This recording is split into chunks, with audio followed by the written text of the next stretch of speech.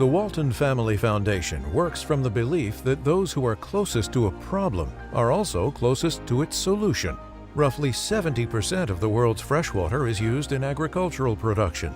Working with farmers and agricultural communities, we are supporting solutions to protect water while also growing food during climate change. Learn more about opportunities for nature and people to thrive together at www.waltonfamilyfoundation.org.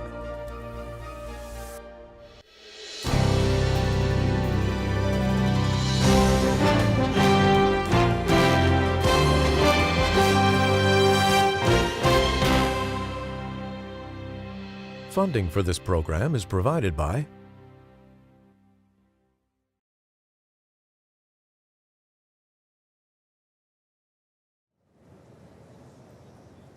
We are live from the University of Illinois Urbana-Champaign on the Anniversary Plaza at the iconic Illini Union. At the other end of this beautiful quad is the Frolinger Auditorium. The grass that spans between us is lush and green on this sunny spring evening, thanks in large part to the precious, productive soil that lies beneath. We are at the center of some of the most productive farmland in the world.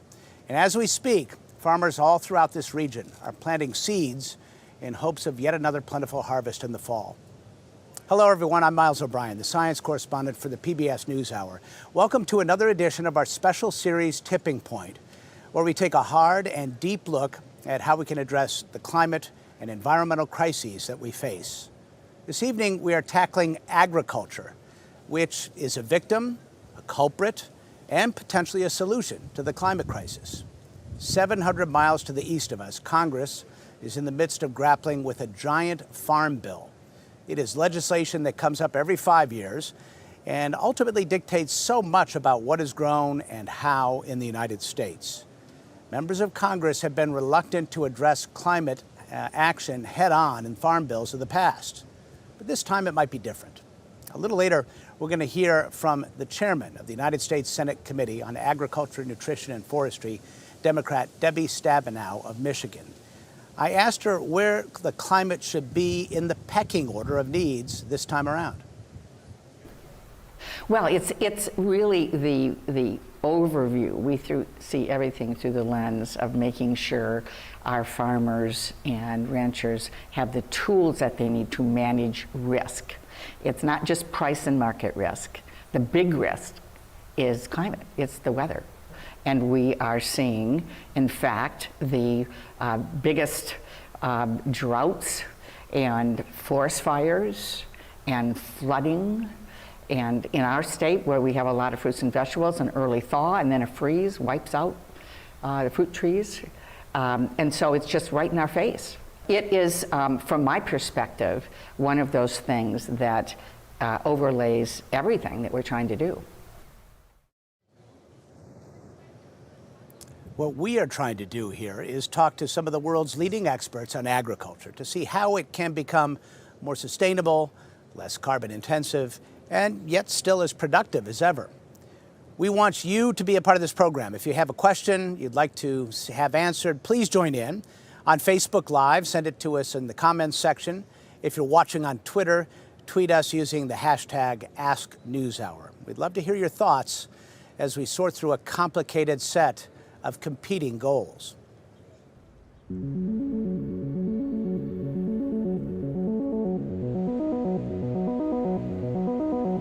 Feeding the world has never been an easy job. But on a warming planet hurtling toward 10 billion inhabitants, the challenges are growing faster than the crops. Agriculture is at a tipping point. We are on a Titanic in a way. I don't want to be necessarily very pessimistic, but we need to see, the danger in front of us. And I don't think we're doing anything close to enough. Ecosystem scientist Bruno Basso is a distinguished professor at Michigan State University. It's just not the improvement of a vicious cycle, but rather just change the system altogether. Farmers are not deniers. They have too much firsthand evidence that the world is changing. Jonathan Koppas is an associate professor of agricultural policy and law at the University of Illinois, Urbana-Champaign. You're seeing the soil erosion. You're seeing the tough spring planting season followed by a really dry, hot summer. I think those things are very visceral. I mean, you can literally reach out and touch some of the aspects of it. Farmers are all about managing risk, adapting to it. But do they have the tools to be nimble enough in a climate emergency, which they are worsening by the way they grow? Globally, agriculture is the source of about 20% of human-caused greenhouse gases. About 50% of that 20% comes from fertilizer. So fertilizer in the way of nitrous oxide.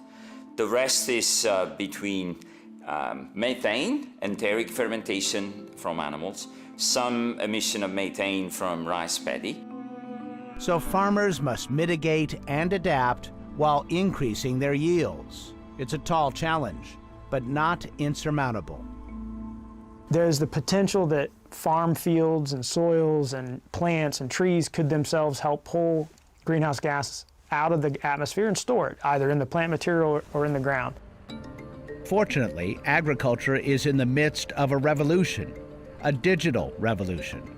Farmers are routinely gathering precise data from the ground up, while satellites do the same from high above. Add some artificial intelligence and bioengineering, and growers now have much greater insight on what to plant where and how to use less fertilizers and chemicals.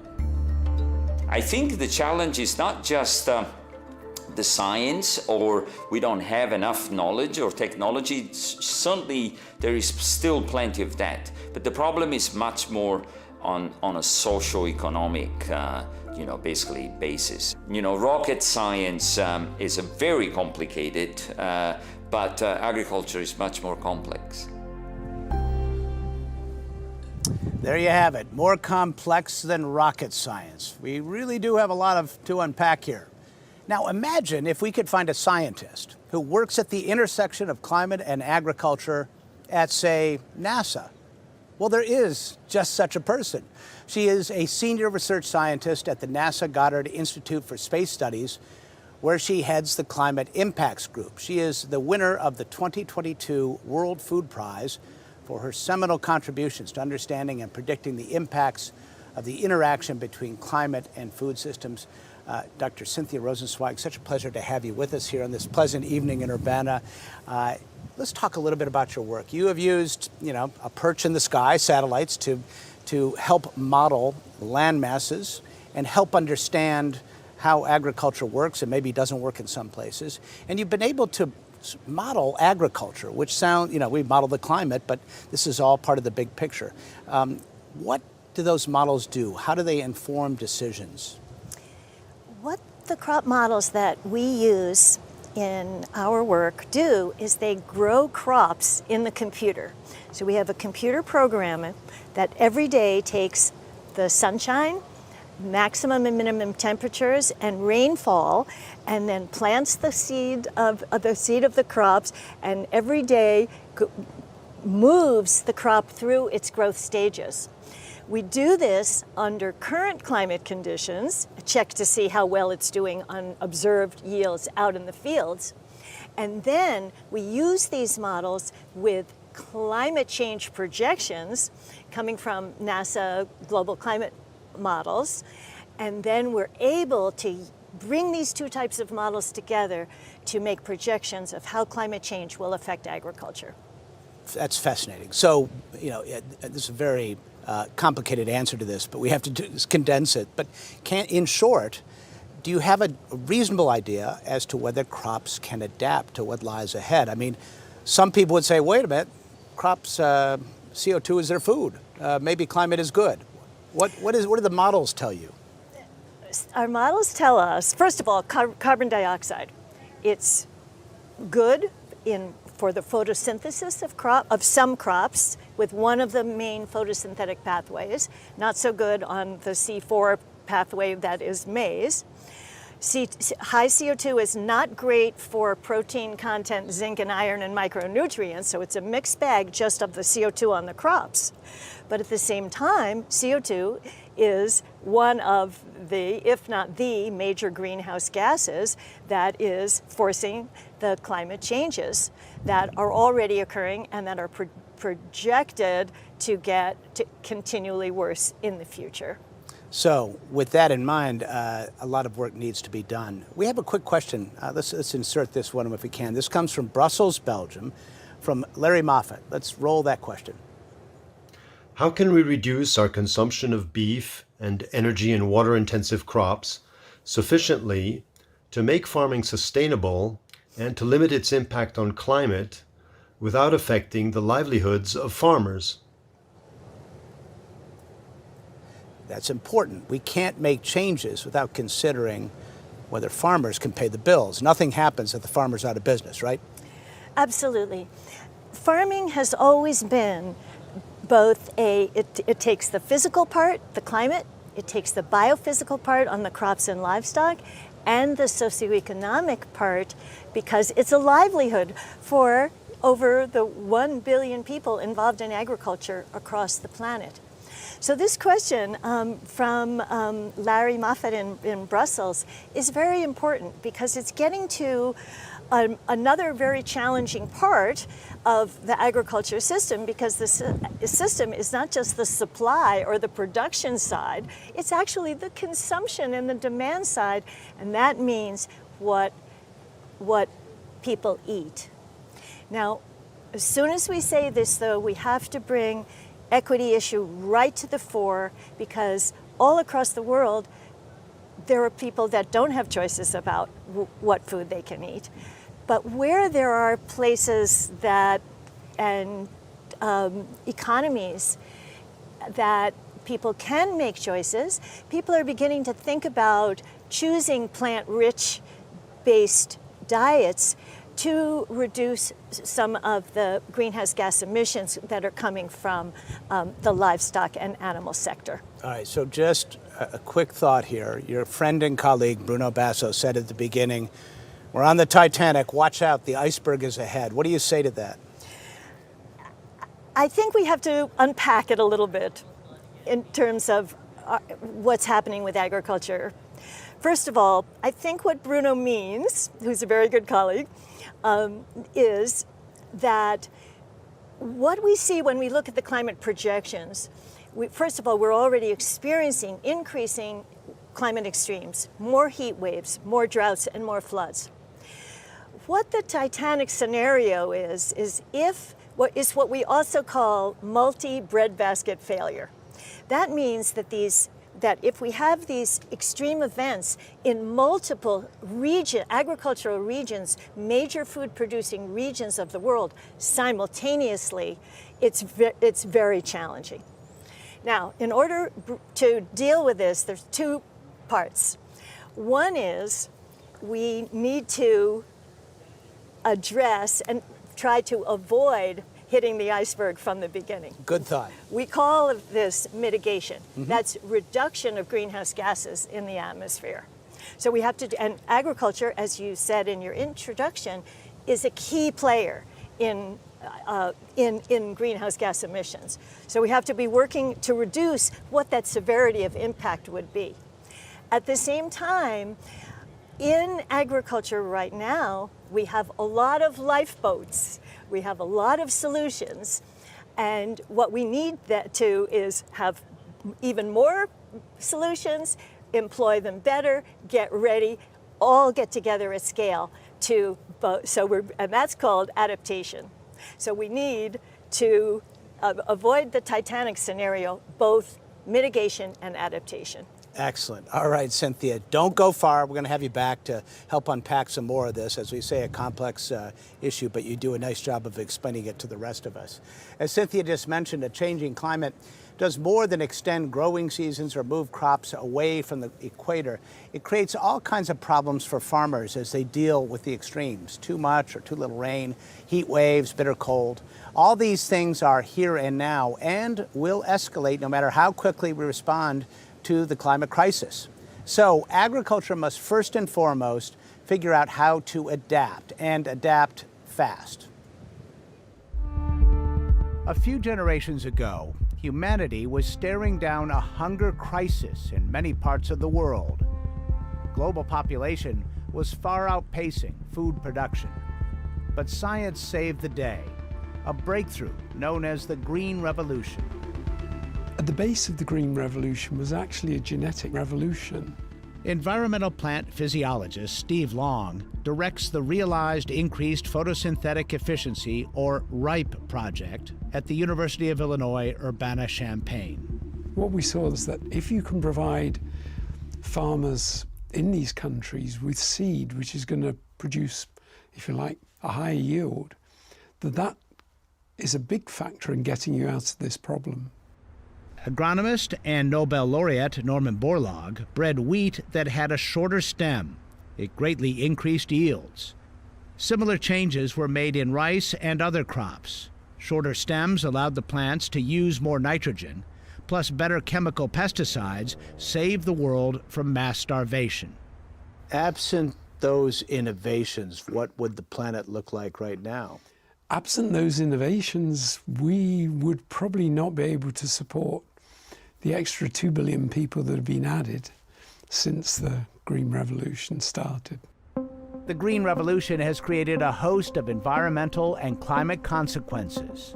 And yet, another 2 billion humans will likely be on the planet by 2050. Also very likely, the global climate will be at least 2 degrees Celsius warmer. Adapting to that, while still increasing production, creates a tangled web. This device, called the SpiderCam, is designed to spin up some solutions. Using technology first developed for sports telecasts, SpiderCam images plants in hundreds of different wavelengths to characterize their physiology and how fast they are growing. So is it possible to improve photosynthesis? Yes, it is. We've now shown on the farm here 3 different ways in which we can boost photosynthesis, which has upped productivity on the farm by about 20%. But there's certainly much more to be done to really combine this, to utilize it, to get it into different crops. They are creating digital twins of plants and then deploying artificial intelligence to tinker with them virtually to make them more efficient. We're also designing them so that they use fewer resources. In particular, my own research aims to develop plants that require less water. Integrative plant scientist Andrew Leakey is head of the Department of Plant Biology here. His research is focused on the pores on sorghum plants, which take in carbon dioxide and expel water. They're called stomata, Greek for mouth, which is actually where the carbon dioxide is taken up into the leaf to then be captured by photosynthesis. It's also where water vapor escapes from the leaf to the atmosphere. And we're trying to reduce the number of those pores. That's one way we think we can make the plants demand less water. The idea is to future-proof crops. How do you begin to even imagine doing that? Well, you know, what we have learned over the last 50 years is some of the vulnerable points. You know, what is going to make the plant function more poorly at high temperature? And if you can identify those at the genetic level, then you can maybe intervene and change that. Science has given us greater understanding of plant genomes and the ability to edit them. Couple that with advancements in artificial intelligence, and the result is tools to make crops better able to adapt to and potentially mitigate the climate emergency. My next guest is the founder and executive director of Triple Helix. It's a nonprofit building awareness of the role agriculture technology can play in climate action. Dr. Sarah Garland, great to have you with us here. Thank you for inviting me, Miles. Yeah, it's good to be in Urbana, isn't it, on this night? Oh, it's beautiful. Yeah, well, first of all, let's talk about how would you define a climate resilient crop? What does that mean? Well, it's really important because we need to be clear about what we're talking about if we're going to find any solutions. So to me, a climate resilient crop is able to thrive despite the climate shocks we've been hearing about, like drought and heat. but also doesn't contribute to the problem any further. So we have those two components that we're talking about, and no one technology alone is going to get us to that. We need to be combining innovations, like you mentioned, artificial intelligence and biotechnology together. Yeah, I mean, if we could use technology to reduce the inputs and use less water, that would be fabulous, wouldn't it? Is that possible? Absolutely. We heard Steve talking about increasing yield to be able to grow more on less land, and Andrew talking about less water. We can also create drought tolerance in other ways. There's a great example in Argentina of wheat that was engineered to be drought tolerant. Scientists took a gene from a sunflower and put it into the wheat genome, and that made the crop drought tolerant, which is going to be really great for farmers in South America and also consumers who consume a lot of wheat in South America. And I think there's a lot more crops coming soon. We have a question from Stephen Schotter in Corydon, Indiana. He asks, does sustainable farming have the flexibility to adapt to new diseases? In other words, can the work you do, editing genes or transgenic,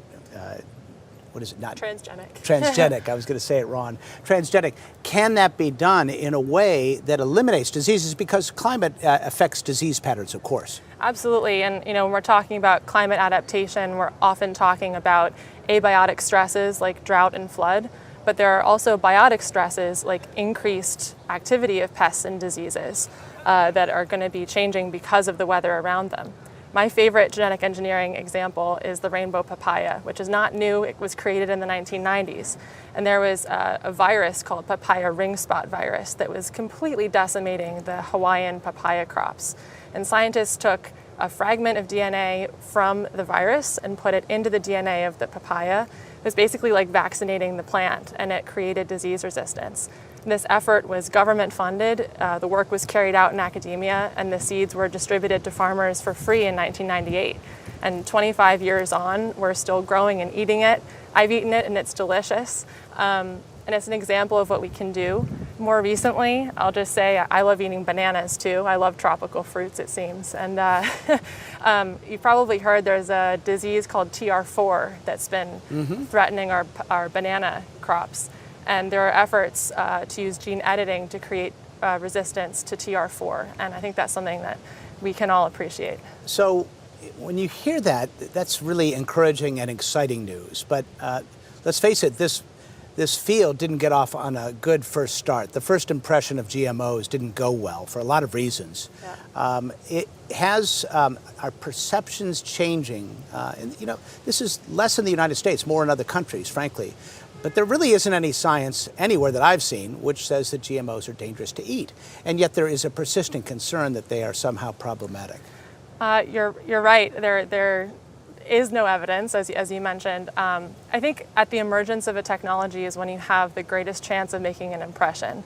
And you're right, the initial impressions that were made weren't super positive ones. But today we have new technologies, we have new goals, and I think that's really encouraging.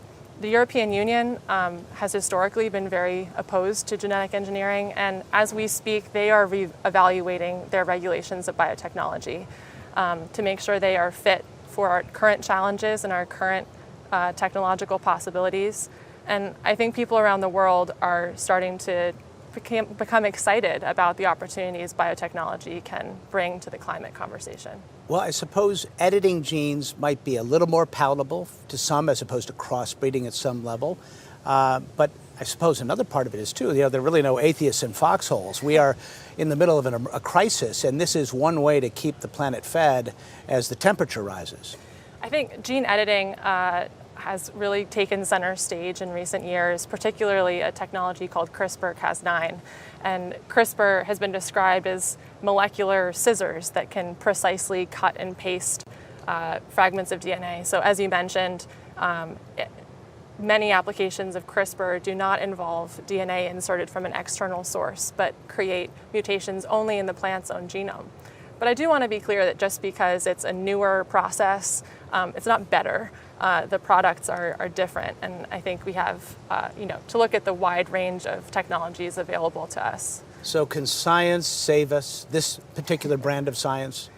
I think biotechnology can definitely contribute to tackling our climate challenges. But no one area of innovation alone will be enough to save us. We heard Cynthia talking about digital tools. Combining them with biotechnology is very powerful. But there are other types of innovation like farm management practices that we're going to have to also be bringing into this conversation in order to achieve our goals. Sarah Garland with Triple Helix, thank you very much for shedding some light on this. I appreciate it. Thanks, Miles.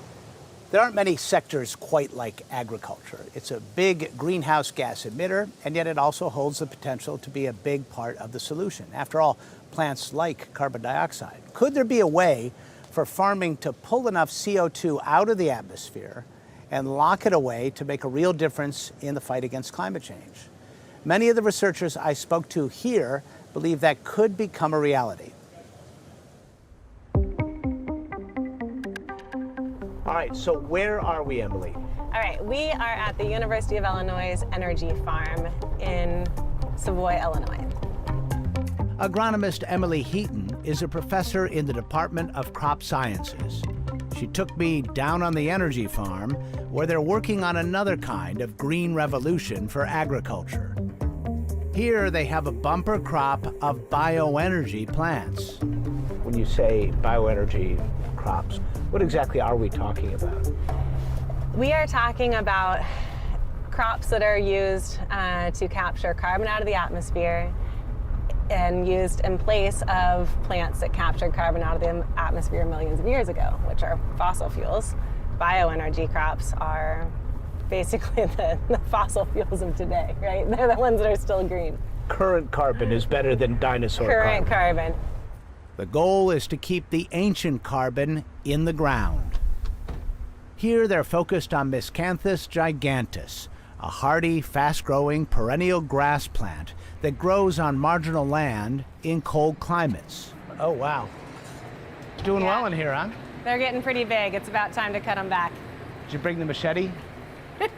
We actually have several. Inside this greenhouse, they're crossbreeding it with sugarcane. How much growth is this? How long did it take for them to get this big? So for a mature plant, this is a single growing season's worth of biomass. Miscanthus can grow 14 feet high, but that's just half the picture. So you'll notice these little baby shoots, right? So these are shoots growing from underground stems called rhizomes. I'm gonna do my best to put something behind this. All right, did you hear that noise? Yeah, oh yeah. You might think of this as cutting through a subsoil.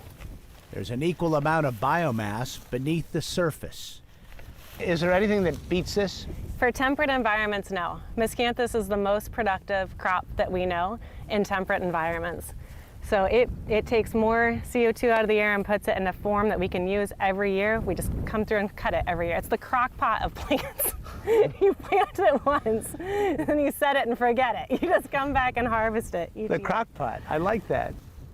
Done right, Miscanthus could be distilled into fuel or food containers while storing more carbon than it emits. Carbon negative.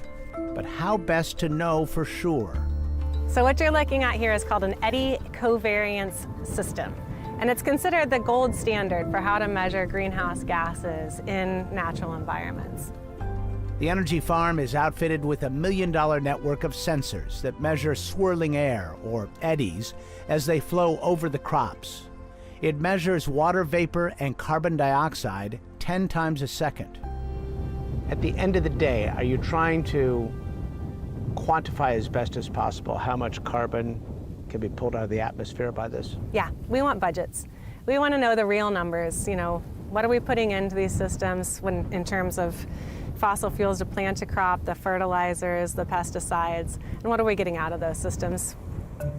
So could agriculture transform itself from a big carbon emitter into a carbon sink? Can farmers feed the planet and help save it at the same time?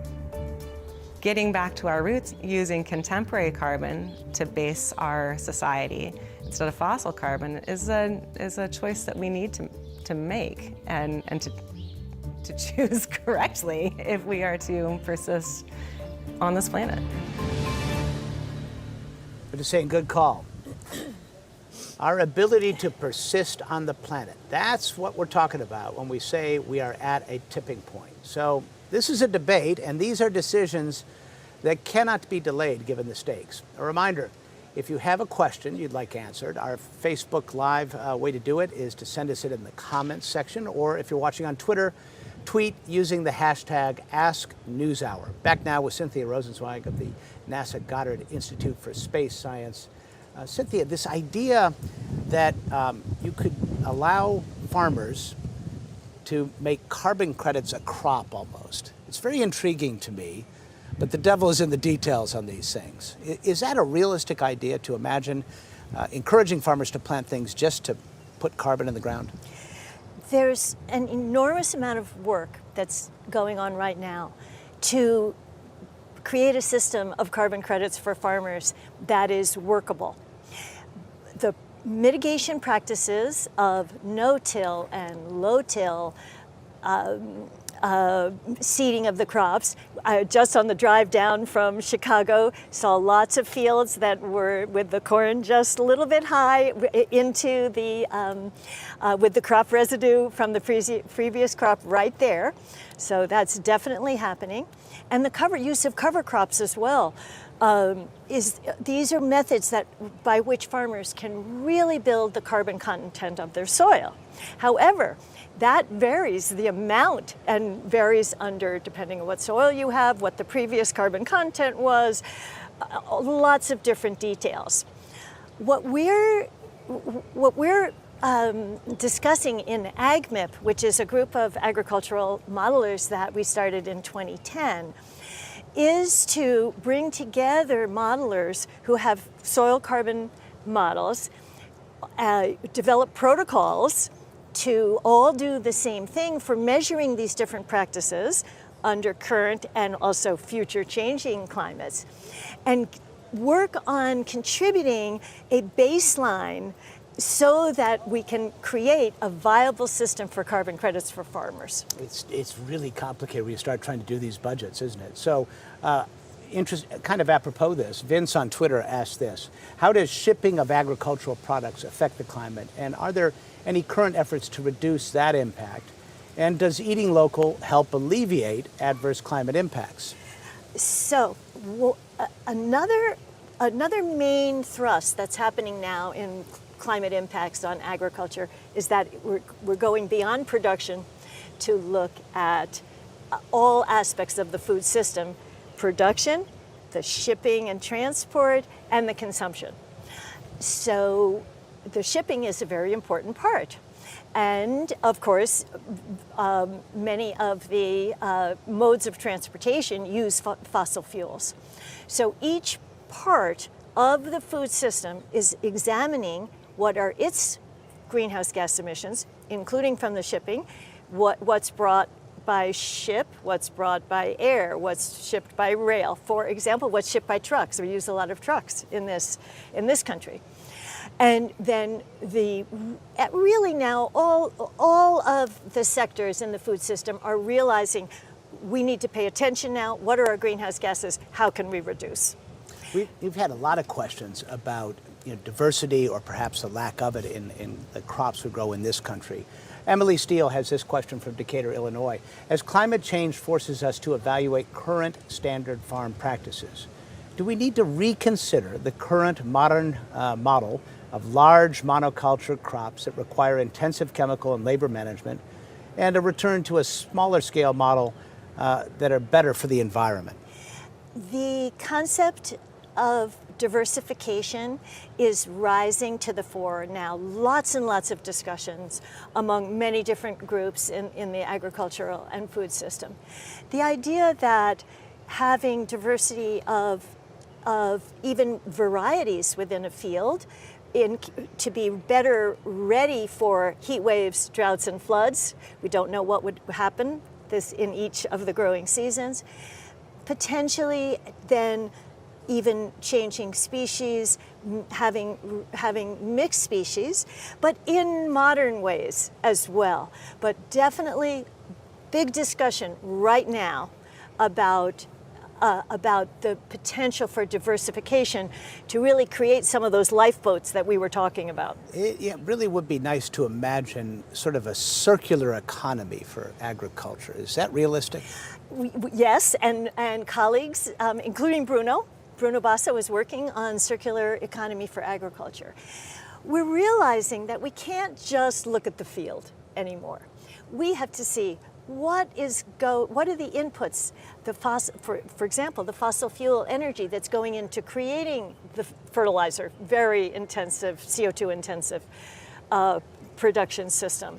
What's going into creating the machinery? What's going into power that machinery? And then what are we doing as the crops come off the fields? Where do they go? Bringing in those shipping systems again. And then what are the end uses? And can some of that be brought back?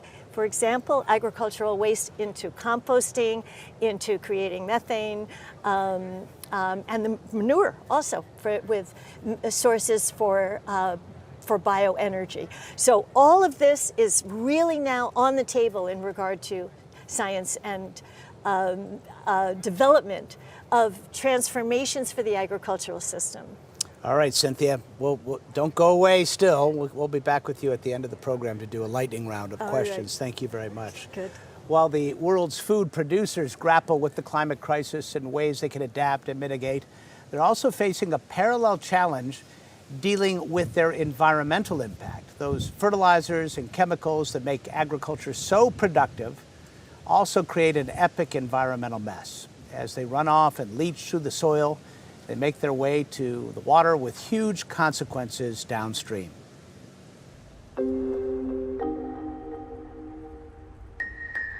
Where the Mississippi River meets the Gulf of Mexico, there is no doubt what is happening. Every year, hundreds of millions of pounds of nitrogen and phosphorus flow in, causing algal blooms. As they decompose, oxygen is depleted, killing fish and marine life.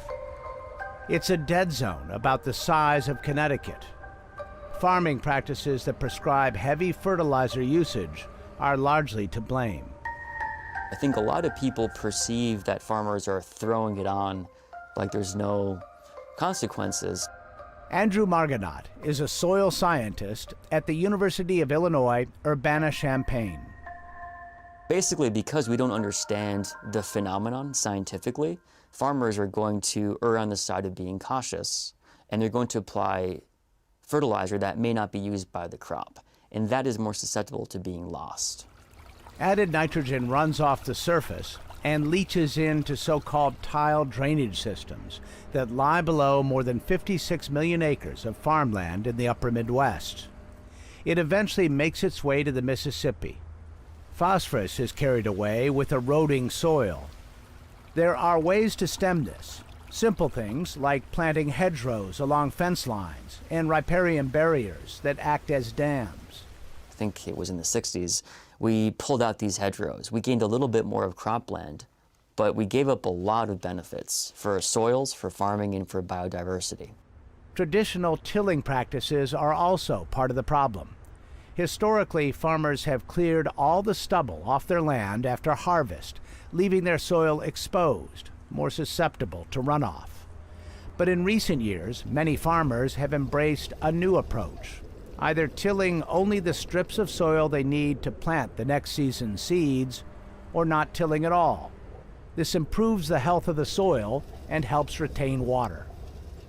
Then there's things like cover crops. They do have a lot of promise to reduce soil erosion. They shield the surface to protect it from wind and raindrops. They also have living roots in the ground, so they're fantastic for soil biology. Cover crops, often grasses or legumes, are planted not for harvest, but rather to protect and preserve the soil. But if a farmer doesn't time it just right, cover crops can compete with cash crops, reducing yield and profits. The profit margins are so thin. If they make a mistake, or if the weather doesn't cooperate, for example, they might lose a lot of yield on a practice like a cover crop. And that has downstream effects on their business, on their family, on their financial security. With stakes like that, it's easy to understand why farmers would be reluctant to plant cover crops or reduce or eliminate tilling. They might be helping the greater good, but not their own personal bottom line. It's a big ask. Andrew Margonaut is here with more on all this. Andrew, you speak rather passionately about soil, and we could go on, but let's talk about this right now. How many farmers are out there truly embracing either no-till or strip-till, reduced-till techniques? Is it catching on? I think it is catching on. The data from USDA suggests that roughly at least 1/3 of all corn produced in this country is under some kind of conservation tillage. This can include things like no tillage or strip tillage. So is this something that needs further incentive, or would you say that's a good number? It's hard to say what a good number might be. I think we know that reducing tillage yields a number of benefits for soils, but what works in one context may not always work the best in a different context. That's the hard part, and that's where the science is seeking to understand what works best where. Overall, though, I think it's fair to say that farmers have been very willing to adopt reduced tillage because it works. They do see soils being conserved, soil health increasing, and overall yields increase in the long run under those conditions. But it takes a little bit of time. They have to ride it out, don't they? It takes some time, yes. All right, we have a video question which comes in from Catherine Trzebinski in Portland, Oregon. Are farmers considering companion planting with native plants, which tend to be better adapted to their regions? Thank you. So native plants, companion planting. Sort that out for us. A lot of good stuff in there. So first, I'd like to point out that corn is native to North America, really Mesoamerica. The first peoples here domesticated corn from teosinte. So in some sense, growing corn is a native species. But I think the question is getting at more this idea of species diversities of plants and plants that can provide what we call ecosystem services to the cropping system. So a good example to answer her question is that yes, farmers do consider and they do enact practices like putting native species that provide forage for pollinators, bees. These are oftentimes planted in prairie strips, which is a little strip of prairie alongside of the field, or in buffers or in waterways that have native species planted. All right, let's wrap it up. You got to give me a few words on one of your favorite subjects, soil.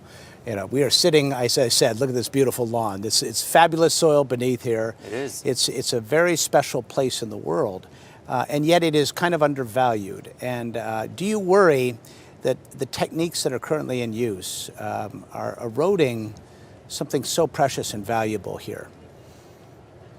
I don't, because if you compare it to how we used to farm even 100 years ago, even 80 years ago, we've made tremendous strides through industrialization. That tends to have a dirty connotation, not soily, dirty, in agriculture. People think it's a negative thing. But we've enabled massive strides in conservation, including mitigating soil loss by erosion by virtue of things like mechanization and herbicides. We can do no tillage at scale. So I think I have a lot of optimism for the future because we're only improving the ability and the adoption by farmers to preserve soil through things like no tillage. Yeah, it's a little bit counterintuitive. No tillage at scale. It does require machines. Absolutely, it does. Andrew Margonaut, thank you so much for your time. Appreciate it. Thanks for having me. Any farmer worth their salt cares about the environment, of course, but the realities of their operations day to day often make it hard to contemplate the big picture. The days are long, the work is hard, and the profits are very slim. It's not realistic or fair to ask farmers to do things that might be just good for society but don't accrue to their bottom line. But sometimes those goals line up, and sometimes farmers are willing to take a big chance. One such family lives just a few hours north of here in Walnut, Illinois. They are profiled in a film produced by the Illinois Farm Bureau called Sustaining Our Future, a farm family story. It's a compelling and emotional look at the challenges and opportunities of farming more sustainably.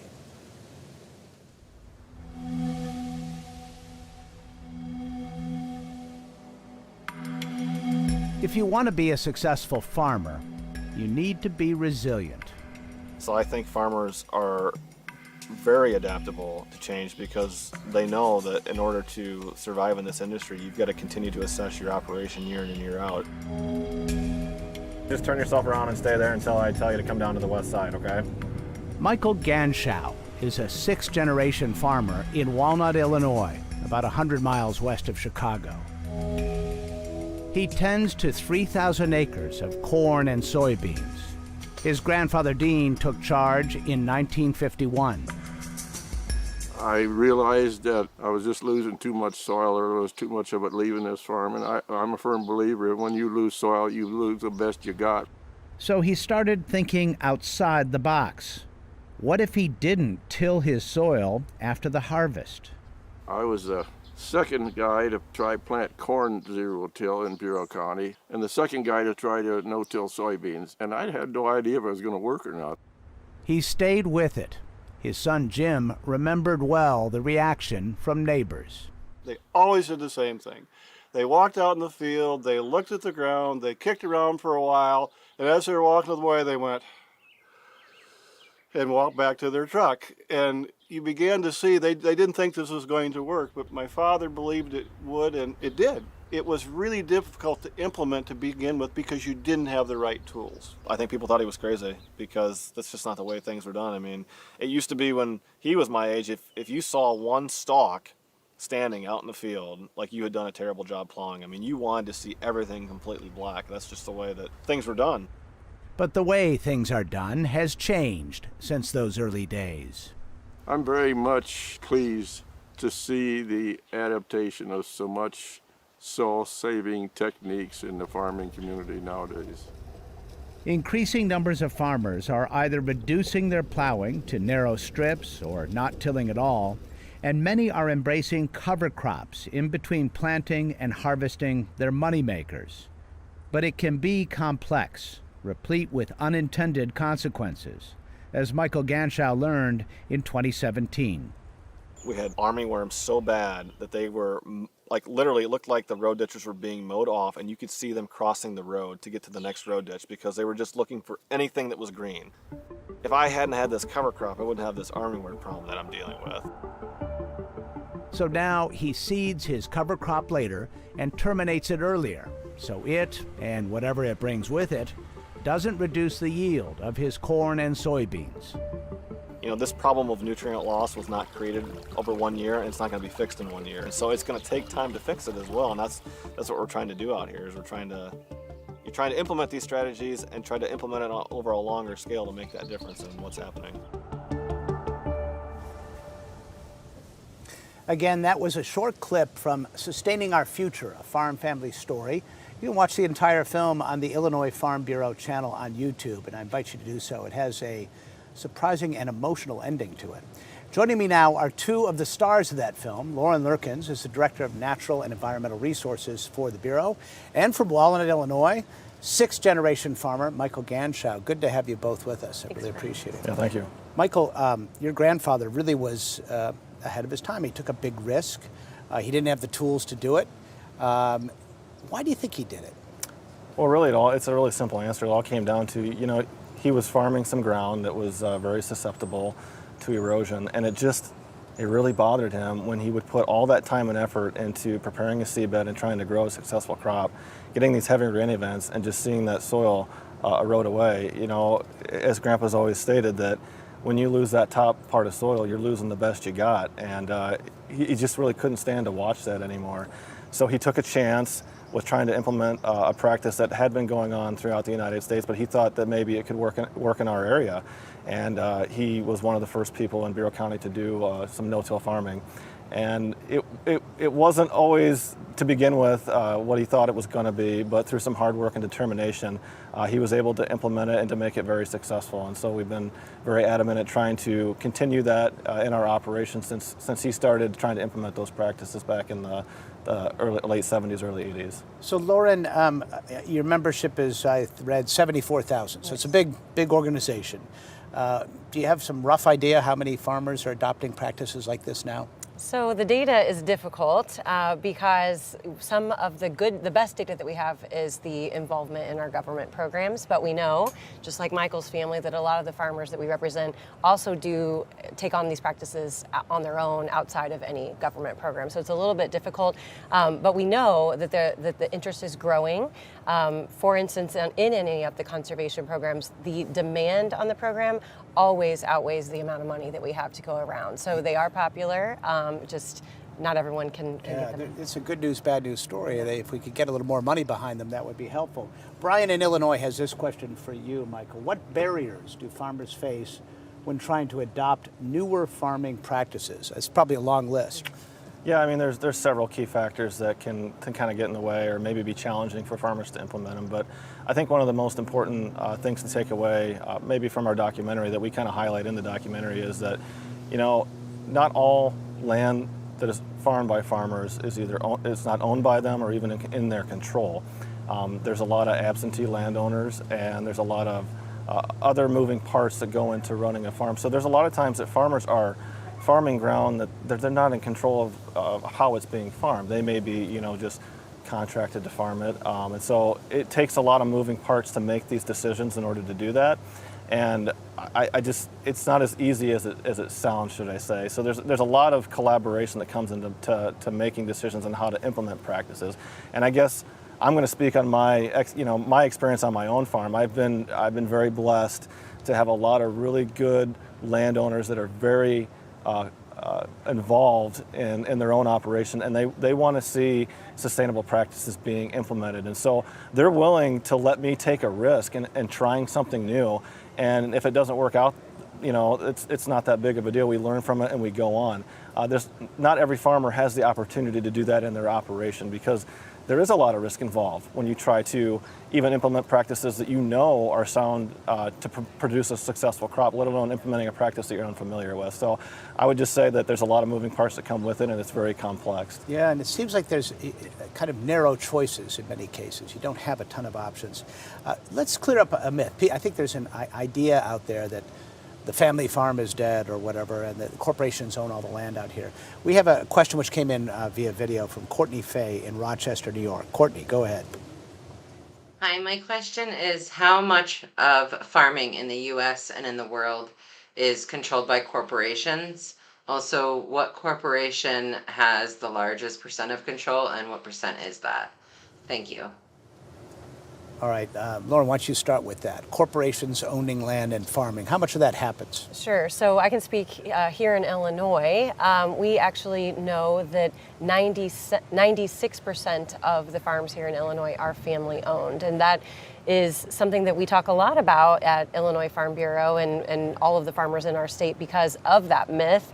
Farmers are very proud that their farm is family owned, and we want to make sure that information is getting out there. Michael, it's still a lot of family farms in your part of the world? Yeah, absolutely. They're bigger, but they're still family farms, I was just going to say, I was just having this conversation earlier. When my grandfather graduated college, he came back to 160 acres and or 240 acres, and he could live off that 240 acres. And today you can't do that. So yeah, farms are bigger, but they're still family owned. I mean, I'm a 6th generation farmer, and that's a very common thing to have throughout the state of Illinois. You've got people that have been invested in this land and been living on this land and farming this land for a very long time. So I mean, most farms in Illinois and throughout the country are still family owned and operated. So 240 acres would do it, and now it's got to be, 3,000 or something, right? Is that right? Or? Every farm's different, obviously, but it's hard for me to imagine graduating college at this time frame and being able to live off of 240 acres and support, my family and 4 kids nowadays. But it was a different time, and it's just changed a whole lot since then. Can you imagine, this idea of cover crops comes up, obviously that's something you do. Yeah. Can cover crops become cash crops, say something like wheat, for example? Is there a possibility that then would that further incentivize the practice? Do you want to take that one? Yeah, we have that conversation actually a lot, and we talk a lot about definitions. What's the definition of sustainable agriculture? What's the definition of regenerative define that. It's hard, What's right? the definition even of a cover crop? Yeah. In some of our government programs that we have now, the government isn't even in agreement on a cover crop, but our farmers are very adamant, especially in the southern part of Illinois where they grow a lot of wheat. that there's a lot of cover crop benefits in that wheat crop. There's also a lot of incredible innovation that's happening right here in the state of Illinois, looking at new oilseed crops, new crops to really fill up that gap as a cover crop would, but also, provide another fuel source for, say, sustainable aviation fuel or other things. And so yes, I think that would be the future. Maybe in the next 5, 7, 10 years, you'd see additional cash crops that are actually cover crops. So, Michael, is there a generational shift at all among farmers? You're a younger farmer. Thank you. I appreciate you saying that. And I'm curious if people at your age who are managing farms are thinking differently about all of this and trying to push in this direction, thinking about the greater environmental and climate issues. I would say absolutely, and I wouldn't just say it to my generation. I think that is always a generational thing. Farmers are always trying to learn, and they're always trying to use technology to better themselves. And if there's anything that farmers can do to improve their farm and make it more sustainable, we're willing to do that. So, I guess from my perspective, that's always kind of the way it's been since I've been involved in the operation, and I think it's a very common thing to see throughout the country with farmers. Farmers are environmentalists? Absolutely. The way I look at it is we want to be stewards of the land, and our goal, at least on our farm, is always trying to leave the ground better than the way you got it. I know my grandfather was very successful at that. My late father absolutely was great at that. And so if I want my farm to continue going forward, I've got to try to do things that are sustainable for the next generation, because I guess that's always the big dream for the farmer. When you're out there working with your family, it's a pleasure, and you want to be able to keep that going in generations to come. So, Michael Ganschow, Lauren Lurkins, thank you so much for being here. I appreciate it. Thank you. Farmers like the Ganschows are following events closely in Washington as Congress takes up its quinquennial, that's every 5 years, farm bill. Look that one up, it's a good one. It's a $1.3 trillion legislative package that covers just about every aspect of farming, food for the poor, and environmental conservation. The debate is a great opportunity to take the climate emergency head on and consider more sustainable ways to feed the nation and the planet. One of the leading experts on the Farm Bill and the machinations that go into it is Jonathan Koppas. He's an associate professor of agricultural policy and law here at the University of Illinois, Urbana-Champaign. Jonathan, thank you very much for joining me. Thanks, Miles. So let's do a little bit of Farm Bill 101, Professor, shall we? And I know we don't have much time, it's very complicated. But give us the history. Why are there farm bills? As I understand it, this is the 20th 5-year farm bill in the history of the U.S. Give me the origin story. Yeah, it depends on how you count it. We're in the 20s.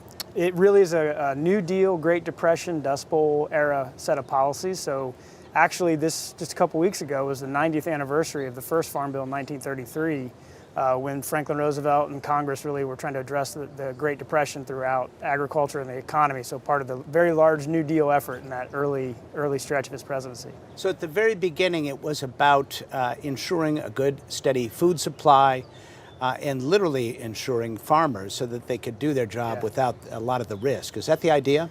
Well, the idea was trying to help get prices up and incomes up, because farmers were going bankrupt, they were losing the farms, and so we were concerned that you lose too many farms, who's going to produce that food down the road? So Congress and the President wanted to protect and kind of lift incomes and help them out. All right, so we have a great question apropos this from Ben Snow in Chicago.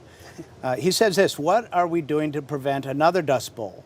Will the West be hit harder than the Plains? And kind of a subset, are our farms diverse enough to withstand a major disease or disaster? Are we thinking about that in terms of climate change? So those are great questions and very difficult questions to think about. The first one on the Dust Bowl, we have done a lot over the years with farming practices. We've got irrigation out there now to kind of help, but that now is becoming more challenged with climate change and water quantity issues.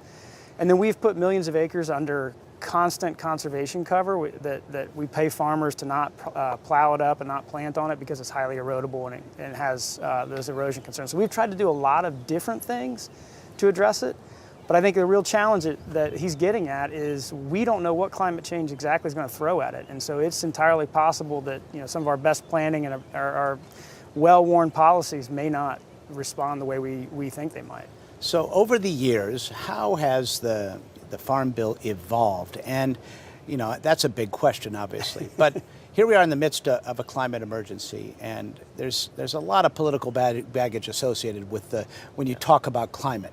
Are legislators at least being honest about climate now? And is there a chance that in this giant $1.3 trillion bill, they'll be thinking about not just protecting farmers from a new Dust Bowl, but more importantly, diversifying crops, coming up with ways to maybe sequester some carbon, reducing inputs, all those things that could help address climate?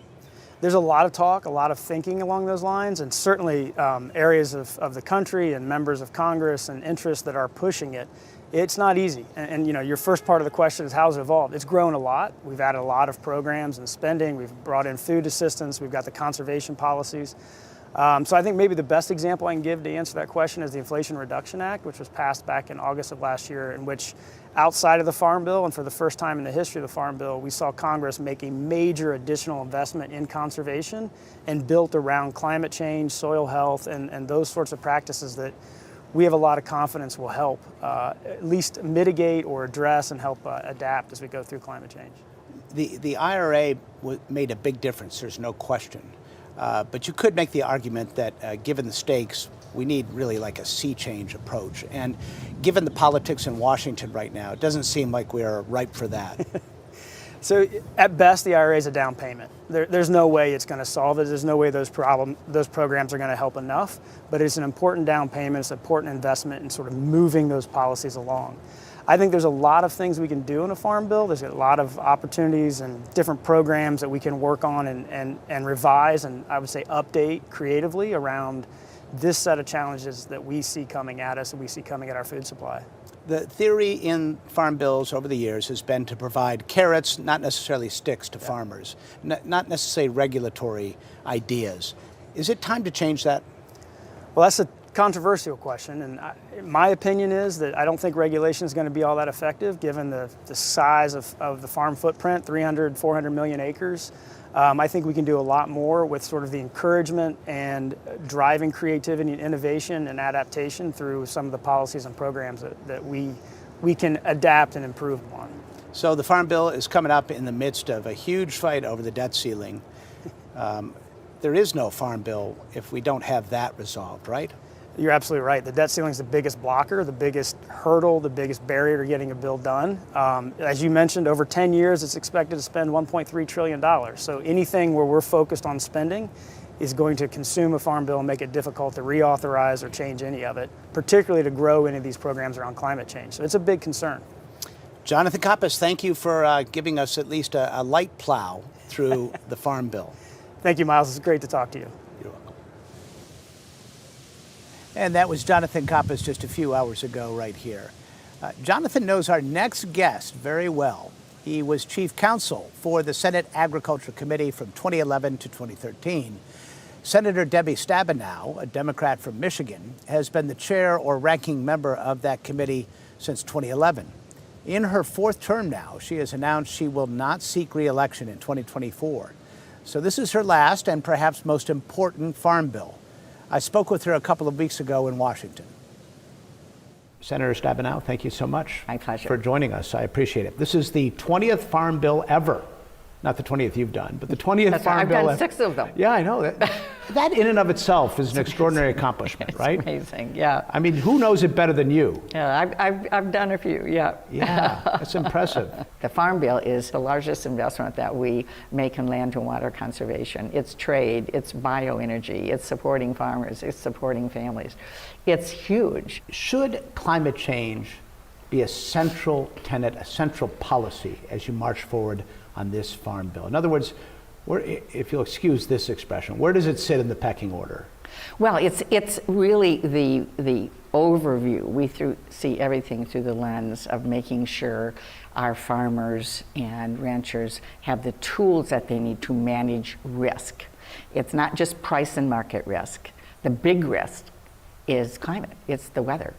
And we are seeing, in fact, the biggest droughts and forest fires and flooding, and in our state where we have a lot of fruits and vegetables, an early thaw and then a freeze wipes out the fruit trees, and so it's just right in our face. It is, from my perspective, one of those things that overlays everything that we're trying to do.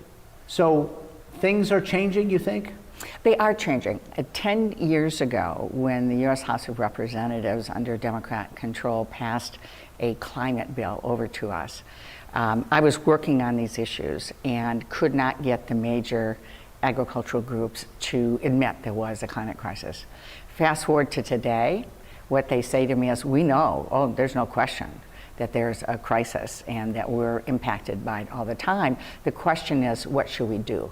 So you've got a $1.3 trillion bill to figure out. No problem, right? No problem. $130 billion a year. But it's important, I think, to point out to people that 85% of that money is SNAP, which is Supplemental Nutrition Assistance Program, what we used to call food stamps. As you try, and you're capped at that number budgetarily, so you've got to do some horse trading. Right, right. Is it even on the table to consider trading, say, SNAP money for climate? No, I mean. So how do you do it? How do you find the money? It's not about, we have to make sure that people in America, that children aren't going hungry.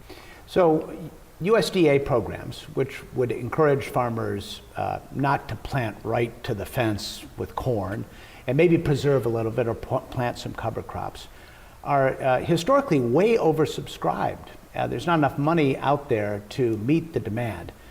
There's a good news, bad news story there, isn't there? Bad news is that things like EQIP, which is the Environmental Quality Program, very popular with farmers, has always had 3 times more farmers wanting to do this than we had funding to do it. With the Inflation Reduction Act, we can now meet that need. We would never have the resources to be able to fund EQIP at the level that all the farmers want to use it, the Environmental Quality Program, or any of the other programs. So the investments were made in current programming. I mean, we're not talking about climate smart agriculture being different than other conservation programs. What we're talking about is ramping up conservation programs. And that's what the funding did through the Inflation Reduction Act. But the policies on how to do that come through what we do in the Farm Bill and what the USDA is doing as well. So it's important from your perspective then to protect that IRA money for farmers. Is that apt to get involved in the political state of play here? Well, it's very important that we protect these dollars. Our farmers want and need it. We all need to have this happen. What we're talking about here is a part of the solution. It's a significant part of the solution, particularly when we add in sustainable forestry and all that we need to do. So we need to keep those dollars right where they are to support climate policies. When you look at a lot of those conservation measures, whether it's planting trees or grasses or cover crops, no-till, all those things, are you concerned that it may not deliver on its promise? We may not get enough carbon out of all that in order to really take a big bite out of agriculture's big carbon footprint? Well, I am very confident that these strategies are going to work because they have been working. Where they are being used, they are working, and they are working very significantly. So agriculture is going to be punching way above their weight when we get this all implemented. Is it possible to imagine agriculture helping the climate problem? In other words, being a net negative. Absolutely. Is that even possible? The truth is the bulk of the world's economy is in agriculture. So if we're serious about this, if we're really serious about this, it can make a big difference. Is it everything? Of course not. But it can be much more than I think people realize. If agriculture is made more diverse, doesn't that solve numerous problems, not just climate, but leaching and erosion and the dead zone in the Gulf of Mexico? All these virtuous things can happen, but doesn't it require some sort of jump start in order for farmers to want to go in that direction? Well, the great news is that we are now supporting more diversity of crops. And so I've been very focused on expanding crop insurance to cover fruits and vegetables and other what we call specialty crops.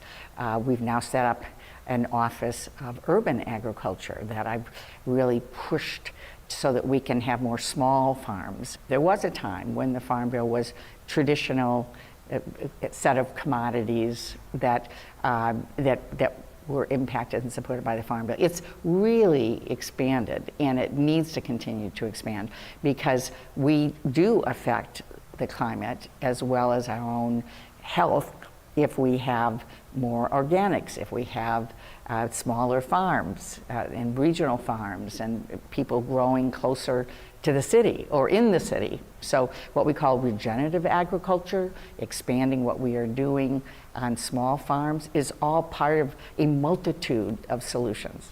This is probably your legacy legislation, maybe. Do you think you can get it done before you leave? Yes, we will get this done. We will get this done. It always slips, a matter of, a few months in this process. It always takes a little bit longer than we think, but we'll get it done. Senator Stabenow, thank you very much. You're welcome.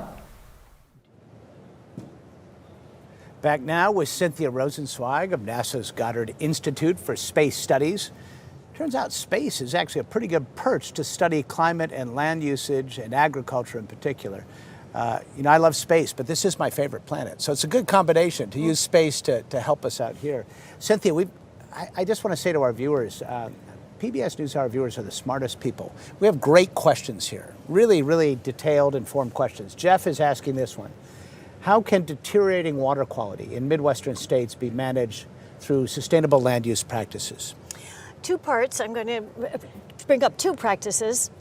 One is that both have been discussed here during this this show.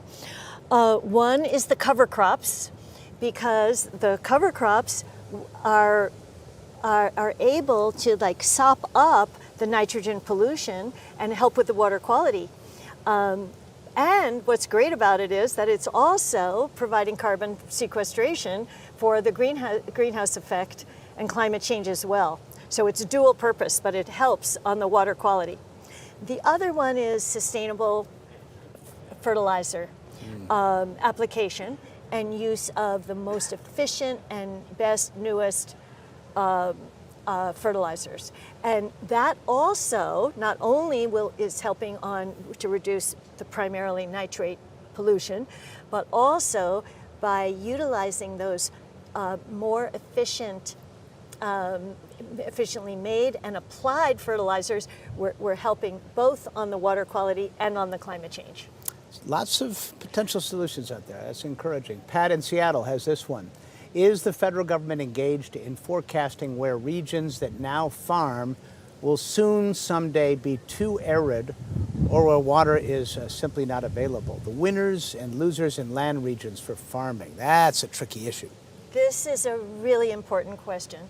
And one reason why I was hoping we would answer this question is because my very first peer-reviewed journal paper, several decades ago, was about where the wheat regions in North America would move under the changing climate. So the regions of the crops, as the climate is changing, and if it goes to the higher levels of warming, there will definitely be shifts where crops or crop types will not be able to be grown. So shifting crops, and that has huge consequences for farmers on the ground, of course. Absolutely. Right? Farmers and their markets. Alan asked this, how is sustainable farming defined and measured? We probably should have done that definition sooner, but let's get it out there. This is really, really important. So just as they're developing standards, the federal government and local groups also have defined organic standards, healthy and nutritious standards.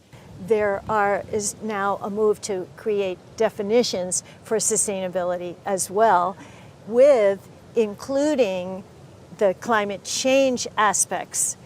And in order for that, for some of the indicators are how is the farm reducing greenhouse gas emissions, working on mitigation, how is it working on resilience, and how is it sustaining livelihoods of the farmers? Because for sustainability, you have to have all three. Well, the sustainability of the human should count, shouldn't it? Yeah, Absolutely. that should be part of the picture, right? Yeah. There's no farming without farmers who and their livelihoods. Oft overlooked. Kathy on Facebook asks, how do we protect these genetically created climate-resilient plants and seeds from being controlled by corporations? And this gets into issues, especially in developing nations, of access to, genetically modified products that might increase yields, but people can't afford it. Should it be kind of open source in a way? Well, and you might have been discussing this with your guest, Sarah Garland, earlier as well. The genetic resources, especially now, being developed for the changing climate, the discussion is really, as you're saying, in the public good. And sometimes it's called the pre-competitive space, and we need to nurture that space.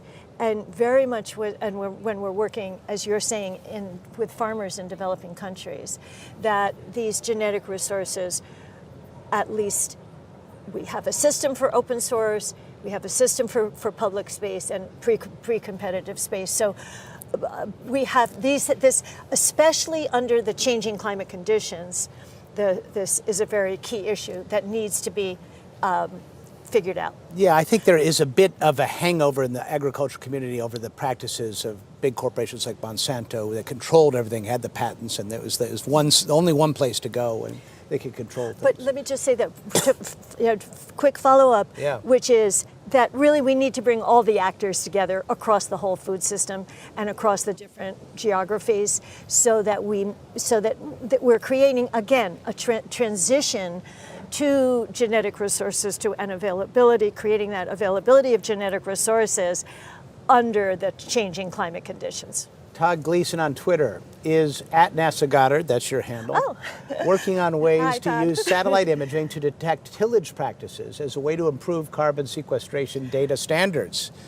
There's a softball for you. Yes, I think that's what you're doing, right? Well, so the satellite data and the analysis of them and the new satellites that NASA is putting up are getting better and better all the time. Now, it's pretty hard to get some of the soil variables, what's going on, but certainly in terms of land use, cover crops, soil moisture, SMAP and others are doing a good job on soil moisture. So we use a portfolio of those techniques from satellites and then link them with models to be able to see how are the tillage practices actually helping in regard to, so that we can make estimates of how the practices are really working. So our series is Tipping Point. We call it Tipping Point, and that when I think of tipping point, I think of bad things happening. I think of icebergs dropping into the ocean or some sort of climate effect that is uncontrollable. But there are also tipping points for solutions, aren't there? Yes. Do you feel like these two things, which tipping point is going to win? Well, that's also back to our Titanic analogy. Our climate scientists are studying those tipping points and thresholds, monitoring the polar ice caps, what's happening, monitoring what's happening in the Amazon.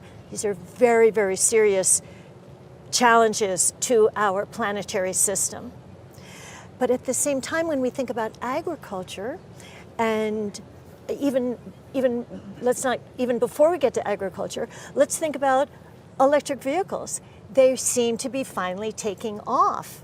This is, I think, an example of showing that solutions can take off, have a threshold, and then really accelerated adoption on the mitigation side. So I think in agriculture, we have the potential for these mitigation techniques, soil carbon being both mitigation and adaptation. These rapid expansion and scaling up of these across thresholds are what's going to actually slow those thresholds. We, of course, you know, this is fervent hope for everyone on the planet to reduce the climate science consequences. I think we're going to leave it there. That was a good way to end it. Cynthia Rosenzweig of NASA Goddard Institute for Space Studies, winner of the 2022 World Food Prize. It's been a pleasure understanding this issue through your eyes. Thank you so much. Thank you, Miles. It's been great to be here. And thanks to all of our other guests, to our viewers. Thank you so much for watching. We really appreciate your input. The questions were fabulous, and there's many more. Maybe we can try to get back to you individually. We'll send them all to Cynthia. She'll send you answers. Okay. We've got an assignment for you. We also want to thank This American Land for their excellent archival video. And last but not least, much gratitude to the University of Illinois Urbana-Champaign and the Illini Union for their amazing Midwestern hospitality. There must be something in the soil. I'm Miles O'Brien. On behalf of the PBS NewsHour and Tipping Point, good night from Urbana, Illinois.